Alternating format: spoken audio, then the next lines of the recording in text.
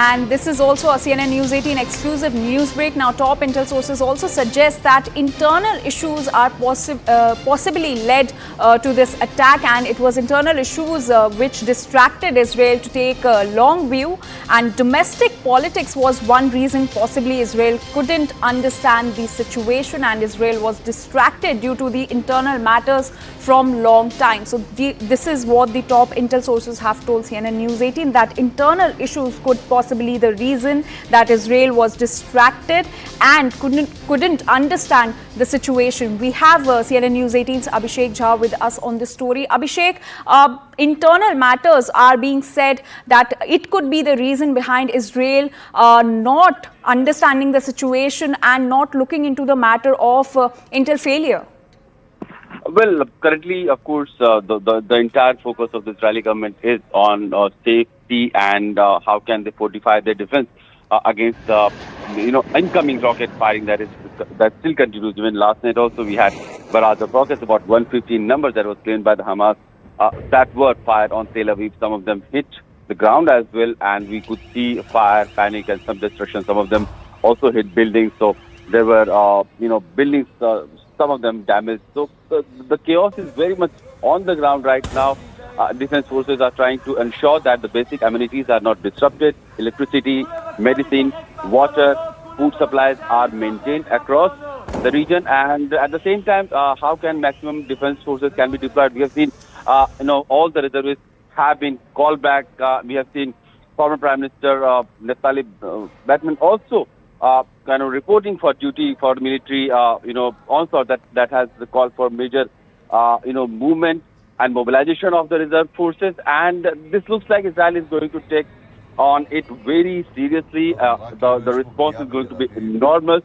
And unfortunately, several of the casualties are going to be on the civilian side because the Hamas militia, they are also making their hideouts in very dense civilian areas. So when Israeli forces will be trying to, neutralize them, there will be several, civilian casualties, and this is going to be the result of the war. We have seen several Israeli civilians also being killed by Hamas in the indiscriminate firing and blasts and all sorts of rocket attacks that they have done in the last 24 hours. So the situation is very fluid right now. While the international community has called for cessation of hostilities and immediately a haltation of all the violent activities from both the sides, it doesn't look like on the ground either side is going to, lay down their tactics, and they are going very aggressively against each other. Also, Abhishek, was there anti-Israel sentiments on the ground which the Netanyahu government couldn't notice? Well, there has been a lot of anti-Netanyahu sentiment in Israel because of the judiciary reform he has proposed in the last few months. We have seen almost every week Israeli people have been marching in the streets on the weekends, protesting the proposed judicial reform that Netanyahu is trying to bring in. He's also considered a very far-right nationalist leader. So in that sense, he is supposed to be very, well prepared for all type of defenses for Israeli. And this is where dent has come in his reputation that despite his nationalistic, calls most of the time and how to defend Israeli forces, this time a massive intelligence failure looks like has happened on the Israeli part, and probably once everything goes, settled, probably then Netanyahu will be questioned by his political allies and his political party within. But right now, all of them have tried to create a consensus, a unanimity among political parties as well to defend Israeli people right now and how to ensure that the maximum number of people from Hamas who have come on the Israeli settlement, they are driven back how soon and how quickly. Also, Abhishek, as we were telling our viewers earlier that Hamas had cut all wires at the borders and all the security equipments of Israel were disabled. So do they continue to be disabled or has it been resolved? Most of them continue to be disabled because in those regions, apparently, several of the villages have been captured by Hamas people in the bordering areas. And we have seen visuals also where dozens of tanks and military armored vehicles were captured by Hamas people. So Israeli forces still need to take control of those places and those hard armory which have been taken over by these Hamas militants. But for now, the bordering area remains porous. It does not have complete control by the Israeli forces. It's far from being controlled by the Israeli forces, and because of the porous border, Hamas militant continues to come on the Israeli side, and the chaos that has started in the last 24 hours continues to be very much intense, and the situation on the ground is very fluid right now. All right, Abhishek, please stay with us. We're being joined by Patikrit Payne, who's a security analyst on this broadcast. Mr. Payne, a very good morning to you. So we're continuously tracking everything that's happening in war-torn Israel. And now some serious questions are being raised on Israel's intel failure. Your reaction to this?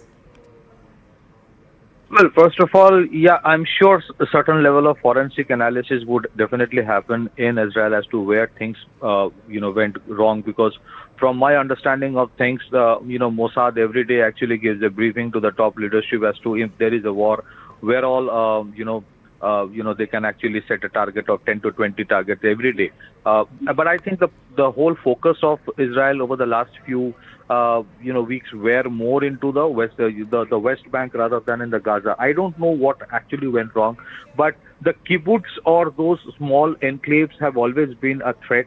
However, what has happened this time was not a terror attack. It is a military-grade invasion that has happened. When 5,000 rockets are launched, it cannot be called a mere terror attack. And I'm sure if this time the rockets somehow did have certain kind of capacity to outmaneuver the air defense systems of Israel.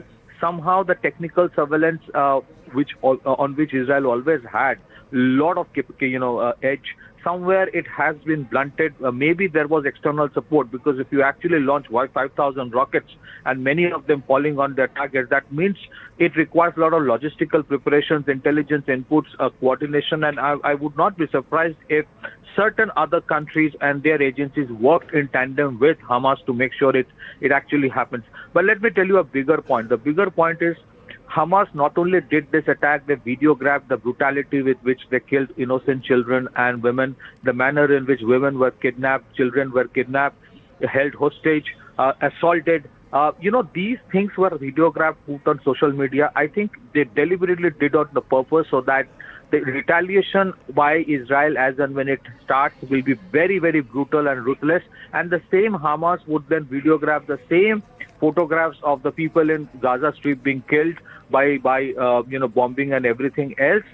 And then they would play the victim card that, look, this is what Israel is doing. And that would have a very, very devastating impact on the Abraham Accord, through which the Arab states are improving their diplomatic relationship with Israel or initiating diplomatic relationship. It would have an impact, a potential impact on the I2U2, which means Israel, India, United States and UAE Accord. It would have an impact, a potential impact on the India, Middle East, Europe Economic Corridor, which is supposed to go through the strategic port of Haifa in Israel. So it is not just a small terror attack. It is an attack where perhaps Hamas deliberately wants a brutal retaliation so that they can go to the Arab states then and tell that do not improve your relationship with Israel. Because invariably where I think that Hamas actually thought that Palestinian cause, as per their perspective, was getting neglected because the Arab states were deepening the relationship with Israel as part of Abraham Accord. So I think it's a sinister game that's going on, and there are major players which have supported Hamas. Otherwise, it would not have been possible for Hamas to launch 5,000 rockets. Certain estimates which we see in the social media is that they have a armory right now of 100,000 such rockets, and there are reports which indicate they have been given these rockets via Iran or through Iran. There is also strong possibility that Hezbollah would launch a similar assault from the northern side if the invasion of Israel into Gaza Strip becomes extremely, violent and brutal. So we are looking at a very, very precarious situation whose impact on the price of oil would definitely be very, very profound, and it would no more remain restricted to a regional conflict, but a conflict which has far, long and deep ramifications in terms of rise in price of commodities, in terms of Abraham Accord getting completely going haywire, in terms of India Middle East Economic Corridor being jeopardized at least for the short term, if not the long term. So it will all depend upon the longevity of the assault and the counter-assault by the Israelis. If the war continues for a long time, then it's going to be bad